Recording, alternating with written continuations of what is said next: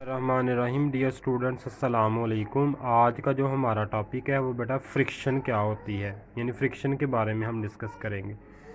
सबसे पहली बात है बेटा, आप लोगों ने ये डेफिनेशन तैयार करनी है फ्रिक्शन की। The force that oppose the motion of a moving object is called friction. यानी असल में ये जो फ्रिक्शन है ये भी एक फ़ोर्स होती है जो कि जिधर को एक बॉडी मूव कर रहा होता है उसके मुखालिफ सिमत में ये अमल करती है। तो ये फ़ोर्स है, इसको आप लोगों ने अच्छी तरह से बेटा तैयार करना है। डेफिनेशन है, शॉर्ट क्वेश्चन के तौर पर आप लोगों के पास पेपर में आती है। इसके बाद आगे जो बेटा आप लोगों ने डेफिनेशन लर्न करनी है वो है बेटा limiting friction. The maximum value of a friction is known as a force of limiting friction. यानी ज़्यादा से ज़्यादा जो फ्रिक्शन होती है उसको हम लिमिटिंग फ्रिक्शंस कहते हैं, और इसकी वैल्यू जो है वो डिपेंड करती है फोर्स के ऊपर जो दो सतहों के दरमियान अमल करती है।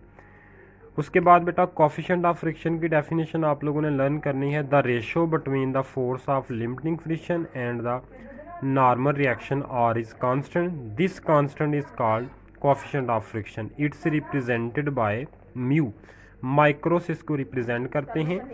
ये बेटा आप लोगों के पास कोफिशिएंट ऑफ फ्रिक्शन का सिंबल है। एफ एस आप लोगों के पास लिमिटिंग फ्रिक्शन है, और आर इसके दरमियान में अमल करने वाला नॉर्मल रिएक्शन है।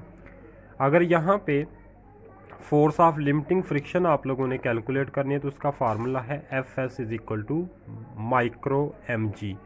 ये लिमिटिंग फ्रिक्शन का फार्मूला है, और ये कोफिशिएंट ऑफ फ्रिक्शन का ये वाला फार्मूला, अगर वो सिर्फ कोफिशिएंट ऑफ फ्रिक्शन फाइंड करने के लिए कहे तो ये फार्मूला यहाँ पे यूज़ करेंगे।